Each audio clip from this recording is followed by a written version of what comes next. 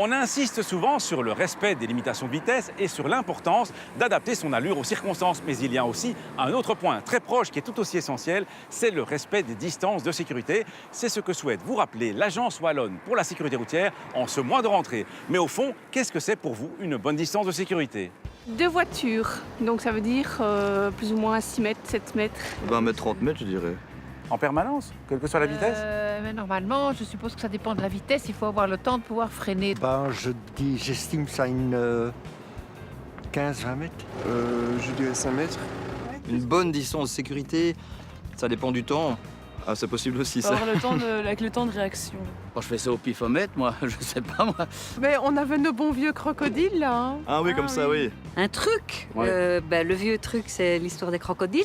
2 crocodiles et puis c'est ça, ou 3 crocodiles ou 2 crocodiles. 2, c'est déjà pas C'est mal. déjà pas mal, hein. Alors il faut savoir qu'il n'y a pas de règles quantitatives dans le code de la route concernant la distance de sécurité, mais il stipule simplement qu'il faut garder une distance suffisante avec le véhicule qui précède et pouvoir s'arrêter devant un obstacle prévisible en toutes circonstances. Bon, mais dans la pratique, comment calculer cette distance? Mais on demande qu'il y ait environ 2 secondes par rapport au véhicule qui précède. 2 secondes, donc la distance parcourue en 2 secondes. Alors pourquoi 2 secondes?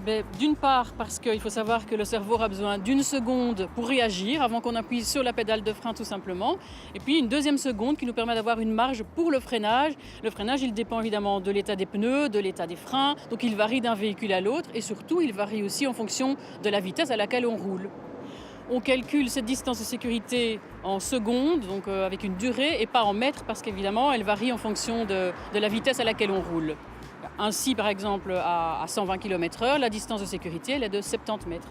Il reste à présent à savoir comment calculer la distance de sécurité de 2 secondes. C'est plus au feeling. Moi, il faut que je sente que j'aurai le temps de m'arrêter si jamais celui devant moi bloque tout à coup, quoi. Et je vais d'abord relâcher un peu ma vitesse pour gérer ma vitesse par rapport à celui qui est devant moi et puis je vais compter seulement mes 2 crocodiles, quoi. Matérialisé sans... On prend un repère sur le bord de la route et on compte le nombre de crocodiles. Je donne ma langue à la police. Un point de repère dans le paysage.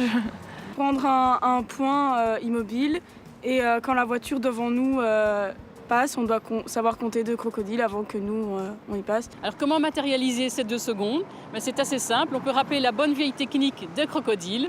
On choisit un repère le long de la route, un poteau, un arbre, un panneau de signalisation. Quand le véhicule qui nous précède franchit ce repère, on commence à compter 1 crocodile, 2 crocodiles, et on ne doit pas avoir atteint ce repère soi-même avant d'avoir terminé de prononcer le 2e crocodile. Alors attention, les 2 crocodiles, c'est bien évidemment par météo sèche. Quand il pleut, on conseille de rajouter 1 crocodile, et en cas de verglas, on peut même aller jusqu'à 4 crocodiles. Modérer sa vitesse et garder une bonne distance de sécurité sont 2 points essentiels pour la sécurité routière. De plus, coller de trop près le véhicule qui vous précède ne peut qu'engendrer de l'énervement pour le conducteur qui se sent ainsi talonné. Voilà pourquoi je vous encourage lors de vos prochains trajets à bien compter les crocodiles. Faut-il faire immatriculer une remorque? Si celle-ci a une masse maximale autorisée qui ne dépasse pas 750 kg, il suffit de mettre une reproduction de l'immatriculation du véhicule tracteur. Attention, si vous empruntez la petite remorque de votre voisin, c'est néanmoins votre immatriculation qui doit être reproduite sur la remorque. Et si la remorque fait plus de 750 kg de masse maximale autorisée, vous devez par contre l'immatriculer spécifiquement auprès de la DIV. À la semaine prochaine et bonne rentrée!